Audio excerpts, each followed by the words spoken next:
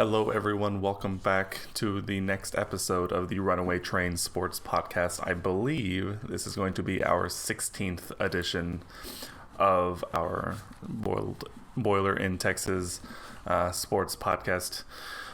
This week we have a fun show lined up for you guys. This week we have a couple of games to quickly go over. Purdue's 75-65 win over Michigan State, and then following up with Purdue's 75-58 win at Nebraska. And then after that, I did receive a couple of questions on Twitter that we'll be touching on briefly, and then we'll probably very quickly from there take a look ahead towards the next week for our Purdue Boilermakers and kind of what they have going ahead, and then maybe take a quick peek around the conference to see how it looks like the conference may shake out here over the last few weeks of the season. But for now, let's go ahead and start at the beginning, and we'll start with Purdue's game against Michigan State. This was, in my head, a very important game in Purdue's final stretch because, one, it comes at Mackey Arena, where, granted, without fans, it is slightly less intimidating, I would say, as it has in years past. But I think this was a very important one because Michigan State had been struggling mightily, and this was a game Purdue needed to take care of business because all of a sudden, losing to Michigan State, this, as weird as it is to say, losing to Michigan State at home is all of a sudden a very bad loss. Michigan State, I believe, at the moment would have been considered, I think, a quad 3 loss at home, which would absolutely not necessarily wrecked the Purdue seeding chances, but it definitely would have been a major blow to the current projection and momentum that Purdue had managed to kind of up and down the weeks prior. I think Purdue at this point was hovering right around a 5 seed, maybe even a 6 seed after the loss to Minnesota. And so losing back-to-back games, one after, kind of blowing, to put it lightly, blowing a game to Minnesota at the barn, following that up with a loss at home to a Michigan State team that was really not having a good time this season, probably would not have looked great.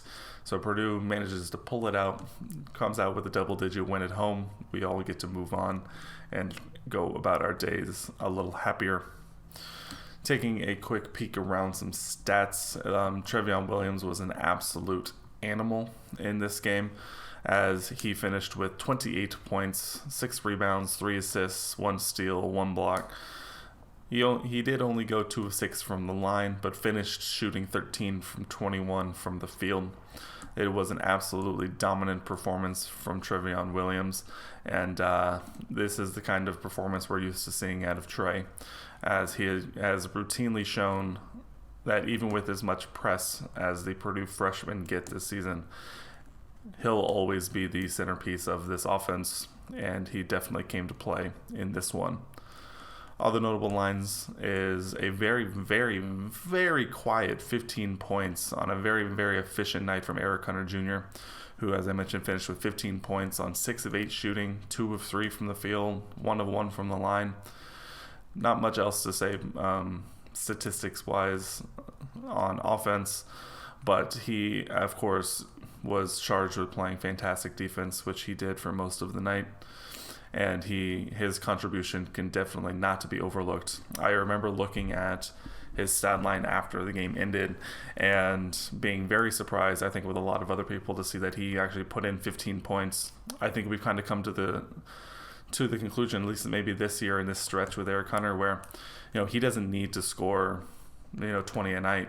He can play lockdown defense and then apparently also contribute a quietest 15 points on a very efficient night that I can remember in recent history. So it was very nice to see him have a little bit of success on offense while continuing his defensive assignments as well. Looking around elsewhere on the team, Jaden Ivey continued. He hit double figures in this one, finishing with 11 points on 4 of 10 shooting, 1 of 3 from 3, and then 2 of 4 from the line.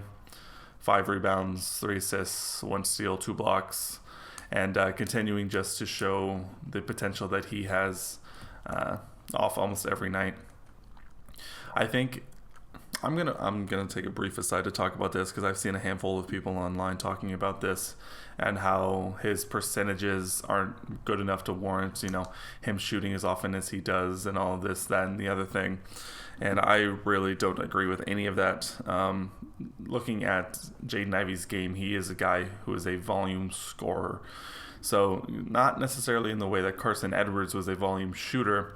I think Jaden Ivey is a volume scorer, in which I mean that if he sees the slightest lane, if he sees the slightest opening, he is going to attack that weakness for, even if it is like even if it's just really quick.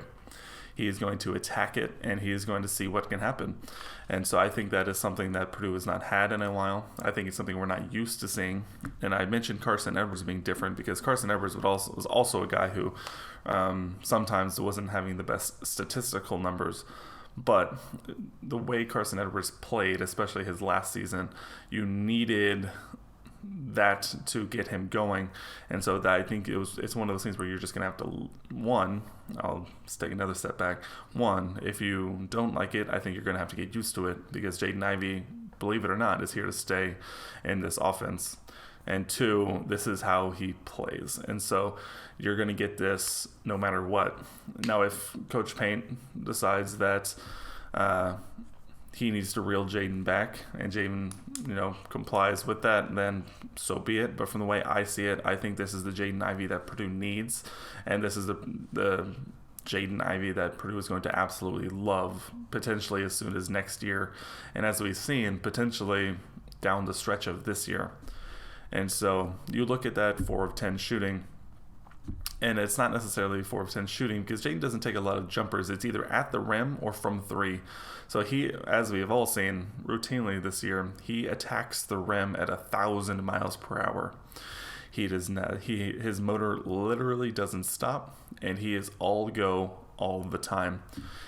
And that 4 of 10 number could very easily, after another off season of in the strength and conditioning program, keep putting on a little bit of weight and muscle. I think that 4 of 10 will easily turn into a 7 of 10, or probably should be a 7 of 15. And so I think that is going to pay dividends very much in the long run. All right, my mini rant on Jaden Ivey and how perfect of a Purdue basketball player he's going to be is over. Another couple quick notes. Zach Edey goes 4 of 8 from the field for 10 points. Mason Gillis goes 8 of 8 from the line. A rare, almost double-figure game for Mason Gillis where he goes 0 of 2 from the field but goes 8 of 8 from the line. Many of which I believe he hit 4 of those down the stretch when Michigan State was trying to make their end-of-game comeback when fouling started to become prevalent. So Mason Gillis goes a perfect 8 of 8 from the line, 4 rebounds, 3 assists, 1 steal. Mason Gillis continues to be that guy for Purdue. He played 30 minutes, scored 8 points, didn't hit a shot from the field. But when you get 30 minutes and you don't score and you feel comfortable with that, I think you have a very, very solid addition to this team. And Mason Gillis will always be on the right side of my heart when it comes to this team because, man, does that guy do everything, all of the little things correct. And it's very, very nice to see. Other than him, Aaron Wheeler hit a free throw for, I would say there's only 2 more players who scored in this one. Brandon Newman put in 2 points on a rough night for him, and then Wheeler goes 1 of 2 from the line for his only real contribution on offense. So it was a very relatively shortened statistical night. I will touch on Sasha Stefanovic because he will become prevalent here in a minute when we move on to the Nebraska game. Spoiler alert. He finishes this game 0 of 3 and 0 of 2 from 3-point land. He was in a deep struggle fest and a deep slump since returning from COVID protocols. And this one was another one where, he really didn't get to shine as much as I'm sure he wants on offense. I think it was. I think in this game, I think he's definitely feeling closer to his old self, but still just struggling to see one go down. I think at this point, by the end of this game, I think he was 0 of 9 from deep, and I think 0 of 9 from deep or 0 of 9 total since returning. Where I don't think he had hit a field goal since his return from COVID protocols. And so this is a guy that Purdue needed at this point to get going again, because the dynamic that he brings to this team is invaluable. As a guy who can knock down 3-4 threes in a game, it really changes the dynamic of the offense as well as the opponent's defense when it comes to playing. Purdue obviously still managed to pull this game out by 10, which is great. But at the same time, if Sasha is our old Sasha, I think this game's not even that close. And I don't think it's as close as it is throughout the first 35 minutes. He changes the way the defense has to play, and he changes the way this offense runs. He has such a quick release, such a quick rise and fire, that it truly forces the defense to not pack it in on Trey as much, which I think we had seen these last couple of games, both with him out and then him struggling in his comeback. So I think getting him going again will definitely change the way this team looks down the stretch. Taking a brief look over at the Michigan State side, Aaron Henry led the way with 15 points. Julius Marble hit 10. Joey Hauser, which is a very interesting game to watch. Just his game in general is very interesting to watch. He finished with 11. Not much else outside of that. Josh Langford ends up with 9, so just under the double-digit mark. But definitely a bit of a struggle for Michigan State in this one, who at this point was looking to just get up off the mat a bit. It was definitely eyeing down a very, very rough stretch and very rough year in the Big Ten. So they dropped this one by 10, and their next game after this one, which I will also touch on briefly right now because it's hilarious. They traveled to Indiana the other day. I believe it was the 20th, I believe. Or was it yesterday? It wasn't yesterday. It was yesterday being Sunday the 21st. They played on the... I'm going to look it up. Un moment. I don't like getting things wrong, and so I want to just double check this just to make sure. It was the 20th. I was correct. That's what I get for second guessing myself. So they traveled to Indiana, who had just come off a couple of wins over Northwestern and Minnesota, so they were riding a bit of momentum, and where they were also looking to solidify themselves in the NCAA tournament. They are still nearing-ish the bubble. They definitely can't afford too many slip-ups, and I believe looking down their final stretch, a home loss to Michigan State was not on the forecast or also in the plan. So Michigan State travels to Bloomington. Indiana actually jumped out to I believe, 13-point lead in the first 10 minutes, looking to run away with it. I remember I was watching the beginning of this game because I was really curious to see how it went, because this definitely was one of those games where Indiana could very easily lose, and they could also, win. And so I was really curious to see which team IU put out on the floor, because they're very... I'm not going to say solid. They have the potential to be the type of team that could cause this Michigan State team a lot of fits, but at the same time, if a couple of things don't go their way, it could also turn into a closer game than they probably want, and I don't know if they have what it takes to really play those close games like that. And so they jumped out to a 13-point lead in the first 10-ish minutes, and then... Man, for the rest of the half, Michigan State ended up going, I can't remember the exact run, but they ended up closing it to, I believe, within 2 at half. And so it became a very intriguing game. And then in the second half, they actually jumped out to a double-digit lead once. They led 43-33. And then they actually got it. And then Michigan State made a little bit of a run. And then they actually got it back to 9, I think 48-39, before absolutely collapsing. They couldn't score. They couldn't get stops. It was not good. I think Michigan State at one point went on like a 14-3 run or something like that, and they ended up taking down Indiana in Bloomington in a game where IU led by double digits multiple times, and they led by 9 with, I believe, around 9 minutes to play, like 7 to 9 minutes to play. I think it was a rough one in Bloomington, and it very easily could have happened to Purdue when Michigan State played Purdue before.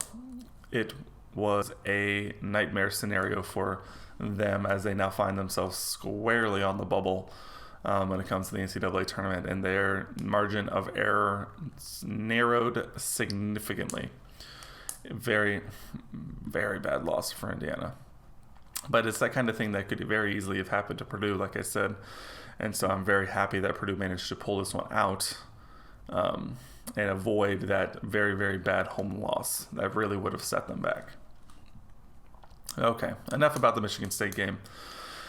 This was a game. Michigan State was a game I was very happy to get through. I think I saw a stat which was something like Michigan State hasn't won in Mackey since 2014, something like that. It's like a long time. I think that surprised me a lot more than I was expecting it to when I saw it in the moment. But I think it was something like that where it was like they hadn't won in 6-7 years. It was very surprising, and I think I also saw that Purdue had won, what was it, like 7 out of the last 10, which also was very surprising to me. I feel like the Michigan State game has always been a big one, and I know they've had their number in Mackey lately, and maybe they just haven't traveled to Breslin as much in recent history. But some of those statistics just kind of jump out at you. You realize when you take that step back that time moves on, and those kinds of statistics do exist. So that was pretty fun. But yes, Purdue gets out of this one. I think with this win, Purdue secured at minimum a 500 conference record, which was very big. As I think even if Purdue lost out, they would still be in the. If they lost out from here, they would still be in the tournament based on the wins they do have. It would be a very, very bad look, and maybe you need to win at least one in the Big Ten tournament to kind of solidify yourself. But I think they put Purdue pretty squarely in the lock for NCAA tournament consideration, unless those last few games are just absolute blowout losses. So I think this was a very important one to lock up at minimum that 500 conference record and stay in that win column as much as we can from here.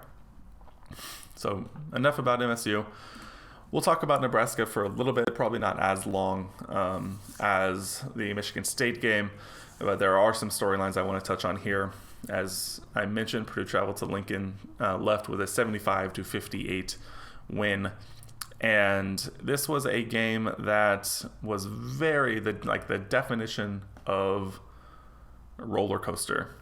This was a roller coaster of emotion for Purdue fans. It was also a roller coaster for the Purdue offense, where there were stretches where Purdue's offense looked unstoppable. Their defense was clicking, and then there were stretches where Purdue couldn't score, and Nebraska also really couldn't score, but at the same time, they were doing just enough to keep it close. This was a game that Purdue made a run at the beginning of the game. Then they kind of got close, and Nebraska actually ended up taking the lead. So for the first 10 minutes, Purdue looked fairly great. And then from about, I'm kind of keeping tabs on here, from the 15-minute mark to the 11:30 mark in the first half, Purdue rarely scored. Purdue got a bucket at the 13-minute mark where they went on. And then Nebraska, so I'll just say at the 15:30 mark of the first half, Purdue led 12-4. Then if we take a look at the 11:30 mark, Nebraska leads 15-14. It was a stretch where Purdue could not get anything it looked at offense, and the defense couldn't get the necessary stops. Now that was part to Nebraska shooting, fairly above average from behind the line, but at the same time, very rarely will a 4-minute stretch of not scoring rarely look good. And then from the 11:30 mark to about the 8-minute mark, nothing really happened. Purdue ended up retaking the lead and led 19-15. But there's this long stretch in the first half, in the middle of the first half, where no one was really scoring. And if you were watching the game, it was infuriating because Purdue was getting good looks, just nothing was going down. And Purdue just couldn't. It looked like they relaxed. It looked like they got up by almost double digits very early, and looks like they relaxed, and Nebraska took advantage of that. And then it took a minute for the offense to kind of get going again before, with about right about that 8-minute mark, that 7.5-minute mark. It's at 7:39 of the first, it was 19-18 Purdue. And then from there, Purdue actually managed to balloon the lead back out to 35-25 with 3.5 minutes left in the first half. And that's when you're thinking, all right, now Purdue's kind of taken a hold of it finally. Took 15 minutes to get going. But then Nebraska just rattled off a bunch in a row. And then at halftime, it's 40-37, and all of a sudden it's still a 3-point game. And I think that was, and then just continuing on, for the entire first 8 minutes of the second half, it was essentially a back and forth affair where Nebraska actually took, I believe, a 3-point lead. With 13 minutes remaining, it was 49-46 Nebraska. So it was a game where Purdue had multiple chances in the first half to kind of put Nebraska away, refused to do so, and then Nebraska kind of hung around for a little bit in the second half, was actually leading at some point, and then Purdue finally, thankfully, at about the 12-minute mark, kind of took over again and never really looked back from there. I think Nebraska finally cooled off a bit shooting-wise, and Purdue managed to run offense. So yeah, at the 12:15 mark of the second half, Purdue retook the lead 50-49 on a Trevion Williams bucket, and then from there basically took off from there. That was a mini rant on how close that Nebraska game was for the first 29 minutes, when it really didn't need to be. But the good news is Purdue didn't let it stay close. They didn't let Nebraska stay in it. And down the final 10 minutes, really put them away the way that they really should have in the beginning. But as long as it didn't took place at all, we're counting that as an absolute win. So this pushed Purdue to 10-6 in conference and 15-8 overall. Continuing to avoid these bad losses is going to be key from here. I think this was the last opportunity for a very bad loss. And so I think this was another one, like the Michigan State game, to avoid.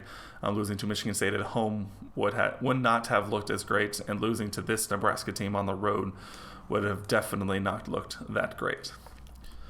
So, taking a quick look around the box score for this one, Jaden Ivey leads the way in this one with 15 points on 6 of 12 shooting, 2 of 7 from 3, 1 of 1 from the line, 7 rebounds, 3 assists, 3 steals, 2 blocks.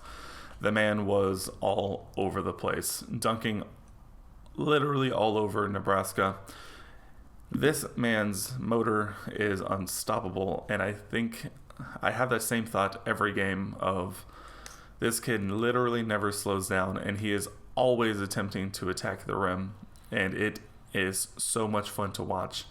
And this kid, and so when I mentioned in the Michigan State game, kind of in my mini rant, of you could see him start to take over down the stretch of even this season.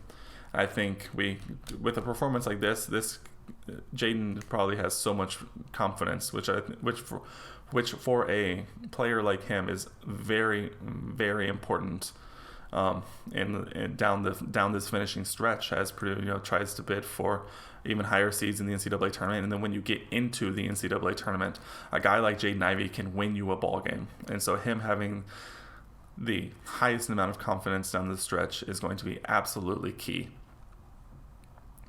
Kind of taking a look around elsewhere, Brandon Newman hits double figures. He gets 10 points on another rough shooting night for him, kind of similar to Jaden Ivey's Michigan State game, where he finishes the Nebraska game 4 of 10 from the field, 2 of 8 from 3.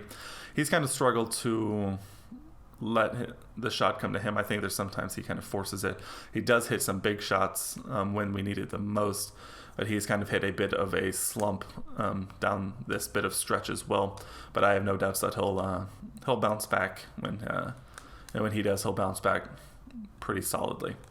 And then we come to I think Jaden Ivey led the way in the box score in this game, but I think the MVP of this game, as well as the most important player to have a good game, and I teased this before, Sasha Stefanovic finally gets a bucket to go down.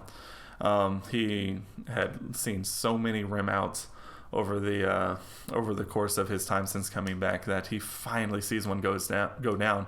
And I think his first one couldn't have come on a better play, where he fed it down low into Edey, who was then double teamed by Sasha's man, who Sasha basically just repositioned himself. Edey hit back, Sasha's man falls over, and where Sasha then has essentially no one within 10 feet. You see him kind of double take, see how open he is, and basically takes a warm-up jumper. And we finally see Sasha hit a 3 again, which I think could not be understated at how important that is. Because then on the next offensive play, he, in an absolute heat check moment, just rises and fires over his defender, absolutely bottoms it for back-to-back. And you could just see the relief on his face to see a couple go in. That is going to be very important down the stretch. And then he hit another 2 on back-to-back plays later in the game, a few minutes later. That, man, he was feeling it after seeing one go in. And sometimes that's all it takes with shooters, where you just need to see one go in, and then all of a sudden you got it. You got it back, to put it lightly. So he hit 4 threes in this game, which after not hitting any in his last handful of contests, was an absolute sea of points and shooting. So it was great to see Sasha find some success again. He was pretty fired up by the end of the game, and you could tell that getting his shot back and seeing more than a handful go in was definitely needed to get his confidence going again. And like I mentioned when I was talking about him before, if he can get his shot going again, this team can be very, very dangerous. Because if he gets going again, that provides another weapon for it. If, say, Trevion Williams doesn't have a good game like he didn't in this one, Trey finished with 9 points on 4 of 8 shooting, 3 boards, and 2 blocks. A very comparatively lackluster game from Trevion Williams, his first kind of letdown game in a bit, but still solid, but not quite to the normal level of game that we've been seeing out of him. So seeing Sasha step up big was a major lift to this team. As I'm not going to go into it again, but he brings a dynamic to this team that is very, very important. That if he gets going down the stretch, Purdue could do a lot of fun things over their next few games. But yes, seeing Sasha drain those shots was absolutely fantastic, and I got extremely excited about it. But yeah, we don't have to go into too much more on the Nebraska game. It ended up being kind of what it needed to be. Purdue kind of asserting their dominance over Nebraska, getting a pretty convincing win. We got to see Sasha come back. Jaden Ivey continues to be an athletic marvel, and it was a very good win. Purdue wins the rebounding margin, shoot 31% from 3. You'd like to see that go up a little bit, but they do hit 10 threes in this one. No, is it this one? Sorry. Moment. Yes, they hit 10 threes in this one, which we'll always take. And then they hold Nebraska shooting 35% from the field, 32% from 3. They do lose the turnover battle 14-11, but that's close enough where it kind of almost negates itself. So very, very solid win for this program as they continue marching towards the NCAA tournament. I'm going to take a quick break here, and then we will answer some questions I got on Twitter, as well as take a brief look ahead at Purdue's upcoming schedule and what they have to look forward to. Stick with me. We'll be right back. All right, welcome back. We are now going to a couple of quick segments left before we wrap up for this episode of the Runaway Train Sports Podcast. We will begin by taking a couple of questions I received on Twitter. And if you're interested in submitting your questions to the Runaway Train Sports Podcast, every Sunday, Boiler in Texas Twitter account will tweet out a request for any questions or topics that you would like to see, so you can keep an eye out there. So go head over there, follow Boiler in Texas on Twitter, turn on tweet notifications so you know anytime we tweet. And then you'll be able to submit all of your questions there. So we'll start there. We got a couple of questions, both from Scott or at Stick1505. Not necessarily pertaining to recent play, but did have a couple of questions, so I did want to touch on them. He was curious about how many days has it been since IU has beaten Purdue in men's basketball as of March 6th. So he wants to know, as of March 6th, how many days it's been since Indiana has managed to beat Purdue in men's basketball. The last win for Indiana came on February 20th, 2016, which, long time ago, five years ago. I think we just passed I think it might have been on the 20th, that it was, obviously it was the 20th. We just passed the 5-year anniversary of the last Indiana win over Purdue. And so I did the math on this. As of March 6th, 2021, it will have been 1,841 days since Indiana has beaten Purdue in men's basketball. I did not do the math for if Purdue wins that game, or when Purdue wins that game, as that will be a hot topic on that day in particular. But it will definitely reach over 2,000 days, which is frankly surprising, to say the least. I don't think we'll see a run like this probably in a long while. Obviously, when this run continues on for the next 5 years, you won't see a run like this for a while, because this one will continue going. So that one seems pretty likely, I would say. And then he also asked about the most number of times Purdue has had Freshman of the Week honors in a single year. I couldn't find anything regarding the past, but I did come up to this conclusion outside of all the research, which was Purdue has set the record for most Freshmen of the Week separate players this season, and this season they have 6. If it comes out when this comes out on Monday, that Jaden Ivey wins it again, they'll have 7 this season. I couldn't find how many, the most that Purdue has ever had in a single season, but I know this season is 7, and that is probably fairly close to reaching it. So I couldn't quite find the answer to that question. So if you're listening to this and you actually know the answer to that question, I would love to feel free to tweet it at Boiler in Texas to let me know, because that's actually something else that I also would really, really, really enjoy seeing. And as it turns out, these weekly honors, not really a great analytics database for most of the stuff. So I couldn't find it, unfortunately, but I'm sure we probably are nearing it, maybe. It's hard to say. It's hard to say because it really kind of depends on when they started handing out that award, as well as, Purdue having, the freshmen to really compete for it. So I don't know about total number in a season for the school, but I know this season is definitely going to be remembered for a long time with the freshmen that Purdue is putting out there. So I think we'll focus on that as they currently sit at 6, could be 7, depending on what happens this week. I know Hunter Dickinson is going to put up a big fight now that Michigan has returned to action, who also just got a big win at Ohio State.